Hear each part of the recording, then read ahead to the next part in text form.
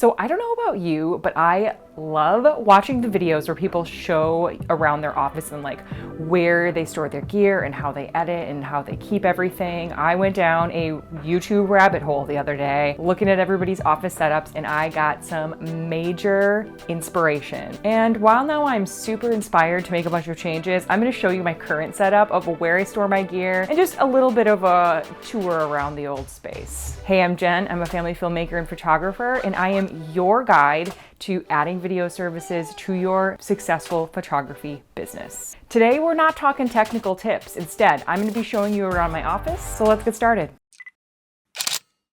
So I'm going to start off by telling you there is nothing over the top or crazy or spectacular about my office at all. Geez, Jen, really sell them on watching the rest of this video, but bear with me because I do have a cool way in which I store my actual gear that I think a couple of you might like, especially if you're someone who likes things aesthetically pleasing and you like it to look just like a normal room. So I live in a 2-bedroom condo and I don't have a ton of extra space. So I have my bedroom and then I have my second bedroom, which I turned into a combo guest room and office.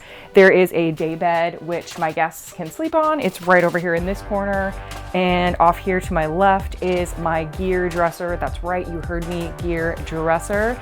This is the way that I choose to store my gear, and I'm gonna give you a little bit closer look. I really wanted it to have a homey bedroom feel for my guests that come in. And then after I show you that, I will also show you where I edit everything. So here I am, this is the gear dresser. This is totally my style, by the way. I'm like a kind of a vintagey, like repurposed furniture, kind of like flea market type style. Think of your grandma's house, that's basically my house.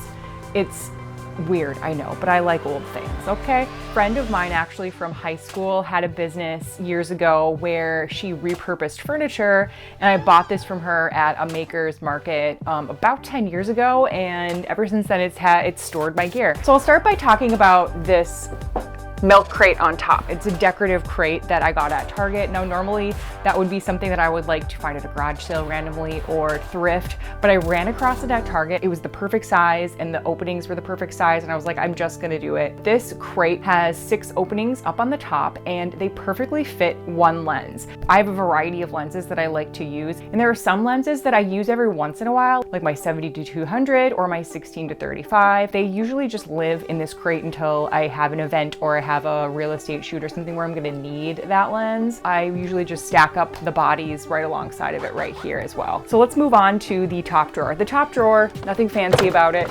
It just has a whole bunch of office supplies in it. The second drawer going down. When I started video, I ended up with a lot more gear like audio equipment and all that kind of stuff. This holds a whole variety of things, but I basically just used items I already had to make separators. So I have paper trays, watch boxes that just sort of Tetrised their way in here and fit perfectly. And then that way I keep different things separated. So I have a spot where I keep extra caps that might be for different lenses, trinket type things that I don't always need, but I like to have them on hand. I also have some batteries and some chargers up here. I have some of the hoods I don't necessarily use a lot. This tray over here is my audio tray. So anything audio related ends up in this tray. And then that way when I'm figuring out what needs to go in my bag for my next video shoot, I go to this tray where all of my audio things live and I can pull out what I need, make sure everything's charged and ready to go. The bottom drawer is basically the same. Again, letter trays work really well to organize things, and then just some other random organizing vessels that I had lying around. In the letter tray, I store all of the battery chargers next to the tray where I put all of the dead batteries or the batteries that might need a charge for the next session, so that a couple days before my next video shoot or photo shoot, I can go in, make sure that they all get charged up, and then I have a different spot that I'll put them once they're all charged. Some extra memory cards, and I keep extra batteries that are for sure charged in these containers, which I'll just slip into my camera bag. I have different cords and things that I might need back here, but just the things that I don't need at every shoot, but they do need to live somewhere so that when I do need them, I know where they are. These 2 drawers is where all of that lives, all those little items. And then anything huge and major that I need, like my lenses and my cameras, I keep up on top, easily accessible. So next to the dresser, I also have this random tin which I will bring along sometimes to family sessions for kids and to sit on and whatnot. My 2 photography bags sort of fit nicely in there. Any extra camera straps can live in here, and it just sort of keeps it out of the way. It's sort of a catch-all for anything. And then when I'm ready to get ready for a shoot, I will grab the bags I know I'm going to need, and I kind of have places, I mean, you know, when you have camera bags, you have certain spots where you put everything. So instead of storing everything in my camera bag, I like to take it out, and then that way it's easily accessible. I bring different items to every shoot. So in order to make sure that, my dog just came into the frame. Hi, buddy. So to make sure I have the right items for every shoot and I'm not bringing a whole bunch of extra things, I unpack my bag after every shoot and then I repack it before each shoot. And that's mostly just because I can be doing a family one day and then I'll be going and shooting an event the next day, and then the following day I'll be doing headshots, and I need different gear for all of that. So this is how I do it.